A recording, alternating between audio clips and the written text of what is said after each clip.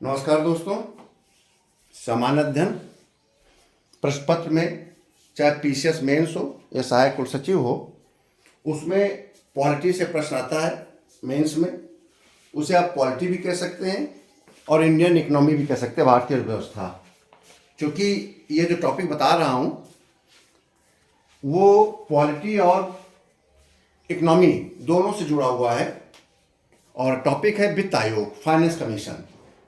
Polity से इसलिए जुड़ा हुआ है क्योंकि हमारे भारतीय संविधान के अनुच्छेद 280 में इसका उल्लेख किया गया है, और इकोनॉमी से इसलिए जुड़ा हुआ है क्योंकि भारतीय अर्थव्यवस्था के अंतर्गत जो भी कर राजस्व होता है, जो भी संघीय कर राजस्व है, उनका सुचारू रूप से नियम संगत, नीति संगत, संवैधानिक प्रावधानों के अंतर्गत केंद्र और राज्य में बंटवारे की बात कही गई है, जिससे कि सहकारी संघवाद को प्रोत्साहन मिल सके। क्योंकि हम आप सब जानते हैं हमारा जो राष्ट्र है वो संघ और राज्य से मिलकर बना है, केंद्र एवं राज्य से मिलकर बना है, और दोनों के मध्य अगर कोऑर्डिनेशन रहता है तो देश समृद्धि और कुशलता पूर्वक संचालन करता है।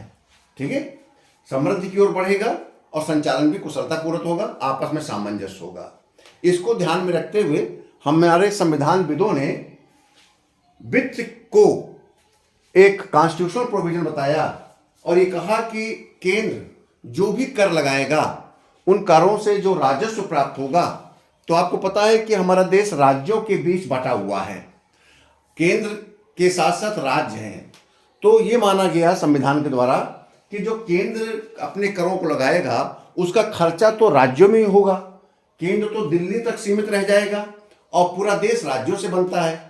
तो इसका अधिक से बड़ा भाग राज्यों को वितरित किया जाए, जिससे कि राज्यों का विकास हो सके। तो 3 प्रकार की सूचियां आपको पता है, संघीय सूची, आपको राज्य सूची, समवर्ती सूची। तो इसी प्रकार से संघीय कर भी होते हैं, राज्य कर भी होते हैं। ठीक है, संघीय करों में आपका सेवा शुल्क हो गया, आपका आबकारी शुल्क हो गया, संघीय आबकारी जिसे बोलते हैं हम, एक्साइज ड्यूटी कहते हैं। इसके अलावा इनकम टैक्स हो गया, जीएसटी हो गया आपका। जीएसटी में जो आपका इसमें 2 होता है, एक प्रकार का स्टेट का होता है और एक आपका सेंट्रल का होता है। तो इनसे मिलकर आपका कंपनी टैक्स हो गया, जो कंपनी के प्रॉफिट पे लगता है। तो ये एक बड़े स्रोत हैं आय के, और इससे भारत सरकार एक बड़ा स्रोत अपने खर्चों को पूरा करने के लिए इम्पोज करता है, और उससे जो आमदनी होती है उस आमदनी को केंद्र और राज्य के बीच में बांटता है। तो बांटने के लिए एक निष्पक्ष एजेंसी संविधान के द्वारा अनुच्छेद 280 में दिया गया, जिसे भारत के राष्ट्रपति प्रत्येक 5 वर्ष में एक आयोग का गठन करते हैं। ये आयोग स्थायी आयोग नहीं है, ये परमानेंट नहीं है, बल्कि हर 5 वर्ष में राष्ट्रपति महोदय भारत सरकार के रिकमेंडेशन पर, प्रधानमंत्री की रिकमेंडेशन पर, कैबिनेट की रिकमेंडेशन पर एक आयोग का गठन करते हैं, और उस आयोग को संविधान ने जो काम बताए हैं उन काम के अंतर्गत उनको कहते हैं कि इसके अंतर्गत आप अपनी रिपोर्ट दीजिए। इसके अतिरिक्त राष्ट्रपति महोदय को भी अधिकार होता है, वो चाहें तो आवश्यकता के अनुसार कुछ और काम भी उस आयोग को दे सकते हैं। आयोग 1 से 1.5 साल या 2 साल के अंदर पूरा अध्ययन करता है राजस्व का, और राजस्व का अध्ययन करते हुए, आवश्यकताओं को ध्यान में रखते हुए, राज्यों की मांगों को ध्यान रखते हुए, भविष्य की योजनाओं को ध्यान में रखते हुए, जो भी उनको काम सौंपे जाते हैं, अपनी रिपोर्ट राष्ट्रपति महोदय को देते हैं, और राष्ट्रपति महोदय इसे संसद में रखवाते हैं। क्योंकि संवैधानिक ये आयोग है, तो संवैधानिक आयोग होने का ये संसद में भी रखा जाता है, और भारत सरकार इसको स्वीकार करती है, और उनकी अनुशंसा के आधार पर ही अगले 5 साल तक जो भी करों का इकट्ठा किया जाता है, जो भी कर लगाए जाते हैं, और जितनी धनराशि इकट्ठा की जाती है वर्षवार, वित्तीय वर्षवार, उसका उसी अनुपात में केंद्र और राज्यों के बीच में बंटवारा किया जाता है। तो आप बात समझ में आ गई। तो ये 280 अनुच्छेद 280 के अंतर्गत इसका गठन होता है। वित्त आयोग में एक अध्यक्ष होते हैं और 4 सदस्य होते हैं। वित्त आयोग में एक अध्यक्ष, 4 सदस्य हैं और संविधान में ये कहा गया है कि ये जो अध्यक्ष और सदस्य होंगे इनके पास सार्वजनिक क्षेत्र, अर्थशास्त्र, वित्त, प्रशासन, विधि आदि का अनुभव एवं ज्ञान होना चाहिए। ये अनुभव और ज्ञान रखने वाले आपके 5 सदस्य होंगे, जिसमें से एक अध्यक्ष होगा और 4 सदस्य होंगे। इसी के अंतर्गत आपके 16वें वित्त आयोग का गठन किया गया और 16वें वित्त आयोग का गठन करते समय दिसंबर 2023 में गठन किया गया, जिसके अध्यक्ष डॉक्टर अरविंद पनगड़िया को बनाया गया। इनका नाम बहुत सुना होगा क्योंकि आप कंपटीशन की तैयारी करते रहे हैं। पिछले 10 सालों से इनका नाम सुना जा रहा है क्योंकि ये नीति आयोग के पहले उपाध्यक्ष भी रहे हैं। डॉक्टर अरविंद पनगड़िया को उपाध्यक्ष भी रखा गया है नीति आयोग में। अब नीति आयोग से हटे तो इनको वित्त आयोग का अध्यक्ष बना दिया गया है। कोलंबिया विश्वविद्यालय के प्रोफेसर रहे हैं ये, ठीक है। और 4 अन्य पूर्णकालिक सदस्य इसमें हैं। उनके नाम मैंने स्क्रीन में नहीं लिखा है, लेकिन आप अगर याद रखना चाहेंगे तो इसमें सदस्य हैं A.N. झा, जो कि पूर्व व्यय सचिव रहे हैं भारत सरकार में वित्त मंत्रालय में, एक्सपेंडिचर सेक्रेटरी, और उनमें से एक है एनी जॉर्ज मैथ्यू, या स्पेशल सेक्रेटरी रहे हैं व्यय विभाग में, यानी कि आपका एक्सपेंडिचर डिपार्टमेंट में सौम्या कांति घोष, SBI भारत सरकार का जो भारत का बैंक है, बड़ा बैंक है RBI के बाद, SBI के मुख्य आर्थिक सलाहकार हैं। और बाद में डॉक्टर मनोज पांडा को जोड़ा गया। यह भी विशेषज्ञ हैं। इनको डॉक्टर निरंजन राज्याध्यक्ष के स्थान पर किया गया। राज्याध्यक्ष ने काम करने में असमर्थता जाहिर की थी अपने व्यक्तिगत कारणों के कारण, तब मनोज पांडा को इसमें शामिल किया गया। तो आप बात समझ गए।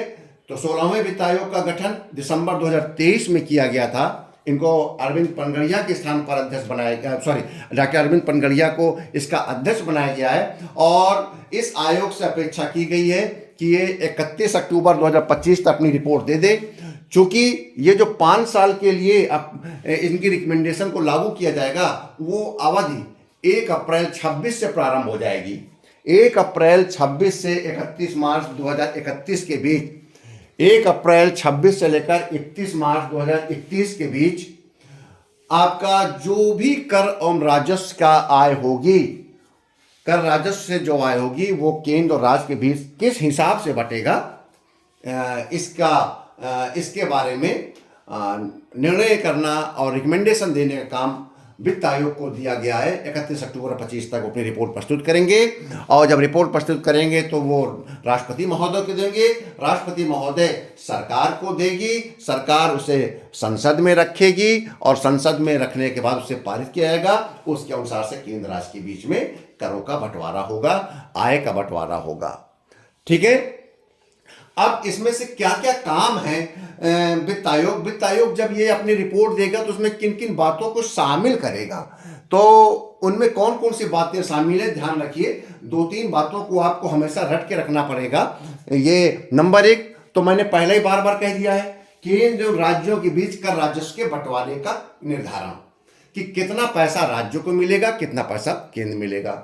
दूसरा, विभिन्न राज्यों के बीच करों के बंटवारों के मानदंड, कि भाई राज्य तो हमारे देश में बहुत हैं, छोटे राज्य हैं, बड़े राज्य हैं, मीडियम स्केल के राज्य हैं, बहुत छोटे राज्य हैं, हमारे एक जिले के बराबर भी राज्य हैं, कुछ ऐसे भी राज्य हैं जिसमें उत्तर प्रदेश का एक जिले से भी कम आबादी मिलेगी उन राज्यों की। तो ऐसी परिस्थितियों में करों के बंटवारे का मानदंड क्या होना चाहिए? क्या सबको एक ही जैसा पैसा देना चाहिए, सबको एक ही तरीके से पैसा देना चाहिए? इन पर ध्यान रखने के लिए भाई कोई मानदंड बताइए। तीसरा, कि जब से हमारा पंचायती राज आया है 1994 से या आपके 73वें 74वें संविधान संशोधन द्वारा, तो एक काम और सौंप दिया गया वित्त आयोग को कि आप पंचायतों नगरीय निकायों के वित्तीय स्थिति की भी समीक्षा करें, इनका भी अध्ययन करें कि क्या पंचायतों नगरीय निकायों की कैसी फाइनेंशियल सिचुएशन है और इसको बढ़ाने के लिए क्या क्या कदम उठाने चाहिए, और अगर सरकार को कुछ अनुदान देना है भारत सरकार को तो उस पर भी सिफारिश करिए। चौथा काम है केंद्र सरकार द्वारा राज्यों को सहायता अनुदान के संबंध में परामर्श। अब ये सहायता अनुदान शब्द आया है, क्यों आया है? ध्यान रहे, भारत के संविधान के 280 के सबसेक्शन 3 के अंतर्गत तो वित्त आयोग को काम दिया गया है। अब सहायता अनुदान जो है हमारे भारतीय संविधान में अनुच्छेद 275 के अंतर्गत है, और इसके द्वारा बहुत ही बड़ी डिस्क्रिशनरी पावर हमारे केंद्र को मिल जाती है। आर्टिकल 275, जब योजना आयोग था तब भी हम इस बात की आलोचना करते थे कि योजना आयोग की रिकमेंडेशन के आधार पर तो भारत सरकार बहुत कम पैसा देती है राज्यों को, और अनुच्छेद 275 के अंतर्गत सहायता अनुदान अधिक देती है। तो ये जो सहायता अनुदान है कि इसके संबंध में परामर्श देने का काम भी करेगा। सहायता अनुदान में केंद्र ये देखता है कि अगर कुछ राज्यों को किसी विशेष परिस्थितियों के कारण उनके विकास की बहुत अधिक आवश्यकता है, या कोई ऐसी आपदा है, या लगता है कि जो वित्त आयोग ने कर के बंटवारे के बारे में मानदंड तय किया है उस मानदंड से कुछ राज्यों को नुकसान हो रहा है, या वहाँ पर कोई विकास की कोई ऐसी योजनाएं हैं जिनको संचालन किया जाना बहुत जरूरी है, तो वो चाहे तो सहायता अनुदान के रूप में भारत के संविधान के अनुच्छेद 275 के अंतर्गत उनको मदद कर सकता है। तो ये अनुच्छेद 275 के अंतर्गत वित्त आयोग भी परामर्श देता है कि आप किस प्रकार से सहायता अनुदान वगैरह दें राज्यों को।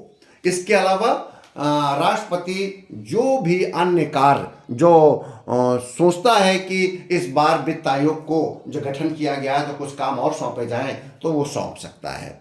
तो आपको समझ गए कि इसका काम है कर राजस्व के बंटवारे की सिफारिश करना, नंबर 2 कर राजस्व के बंटवारे का मानदंड स्टैंडर्ड तय करना, नंबर 3 पंचायत और नगरीय निकायों की वित्तीय स्थिति की समीक्षा करना और उसके बारे में सिफारिश देना कि कैसे इनको और मजबूत किया जाए, नंबर 4 जो केंद्रीय सहायता अनुदान दिया जाता है अनुच्छेद 275 के अंतर्गत उसके बारे में परामर्श करना कि क्या क्या चीज़ों को ध्यान रखना चाहिए।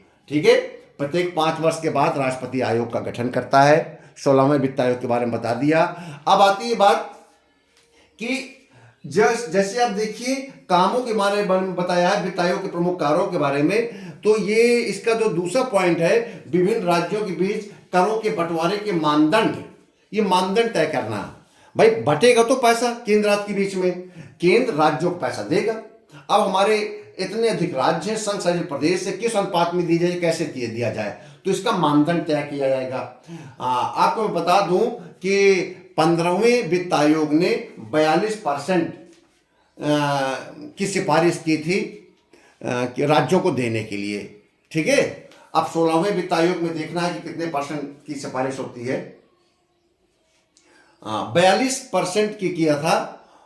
मुझे थोड़ा सा डाउटफुल लग रहा है, 42% नहीं 41% होगा, क्योंकि 14वें वित्त आयोग में 42% था और 15वें वित्त आयोग में 41% की सिफारिश की गई थी।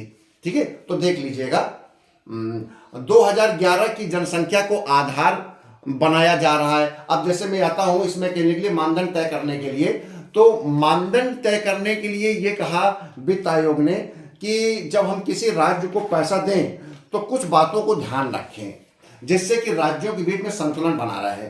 उन्होंने कहा कि एक पहला मानदंड रखा आय से दूरी, यानी कि जिस राज्य की आय बहुत कम है, अधिकतम आय वाला राज्य और मिनिमम आय वाला राज्य, तो जो मिनिमम आय वाला राज्य है उसको अधिकतम आय वाले राज्य की तुलना में अधिक प्रोपोर्शनेट दीजिए पैसा। तो उसको उन्होंने भारांश वेटेज दिया था 45%। उन्होंने 45% जो भी राज्यों को राजस्व दिया जाएगा कर का, उसमें से 45% जो भारांश होगा, वेटेज होगा, वो इस आधार पर होगा कि कौन सा राज्य गरीब है और कौन सा राज्य अमीर। सबसे अमीर राज्य को कम फायदा मिले और सबसे अधिक गरीब राज्य को ज्यादा फायदा मिले। दूसरा जनसंख्या, उन्होंने कहा कि 15% वेटेज है, 15% हम वेटेज देंगे जनसंख्या को। जो राज्य जनसंख्या के क्षेत्र में अच्छा से अच्छा प्रदर्शन कर रहे हैं, ठीक है, तो जो उन्होंने कहा कि जो राज्य, जिन राज्यों की जितनी अधिक ज्यादा जनसंख्या होगी उसको हम ध्यान रखते हुए 15% हम वेटेज देते हुए पैसा देंगे। तो इससे एक विरोध किया उन राज्यों ने जो राज्य अपनी जनसंख्या को कंट्रोल कर रहे हैं, उन्होंने कहा कि हम अपनी जनसंख्या को कंट्रोल कर रहे हैं, हम अच्छे अच्छे प्रदर्शन कर रहे हैं, हम मोर्टेलिटी रेट कम कर रहे हैं, हम बर्थ रेट को कम कर रहे हैं, हम एजुकेशन को बढ़ावा दे रहे हैं, तो हमको इससे नुकसान हो रहा है। जो राज्य ज्यादा जनसंख्या बढ़ाएंगे उनको आप वेटेज दे रहे हैं, ठीक है। इससे नाराजगी जताई कुछ राज्यों ने। अब आता है क्षेत्रफल। उन्होंने कहा 15% हम क्षेत्रफल के आधार पर देंगे पैसा। जिस राज्य का ज्यादा क्षेत्रफल होगा उसको ज्यादा पैसा, जिस राज्य को कम क्षेत्रफल होगा उसको कम पैसा। वन एवं पारिस्थितिकी, उन्होंने कहा कि जो लोग पर्यावरण संरक्षण को ज्यादा बढ़ा रहे हैं उनको हम 10% वेटेज देंगे। यानी कि जो राज्यों का वनीकरण बढ़ रहा है और आपका बहुत अधिक वो अच्छा इन्वायरमेंट पे काम कर रहे हैं, प्रदूषण को रोक रहे हैं, तो उनको भी वेटेज देंगे। उन्होंने एक बनाया बंटवारे का मानदंड कर एवं वित्तीय अनुशासन। जो लोग फाइनेंशियल डिसिप्लिन कर रहे हैं, यानी कि अपने फिजूल खर्ची को रोक रहे हैं, मॉनेटरी पॉलिसी में ऋणों को बहुत तरीके से कर रहे हैं, फाइनेंशियल पॉलिसी के अंतर्गत अपने राज्य में महंगाई नहीं बढ़ने दे रहे हैं, फिजूल खर्ची को रोक रहे हैं, डेवलपमेंट पर जोर दे रहे हैं, और जिनकी टैक्स रेवेन्यू अधिक से अधिक संग्रह कर रहे हैं, तो ऐसों को हम प्रमोट करेंगे 2.5%। अगला है जनसंख्या वृद्धि की कमी। और जो जनसंख्या को कमी कर रहे हैं, अपनी जनसंख्या वृद्धि में कमी कर रहे हैं, नियंत्रण कर रहे हैं, उनको हम 12.5% का हम वेटेज देंगे।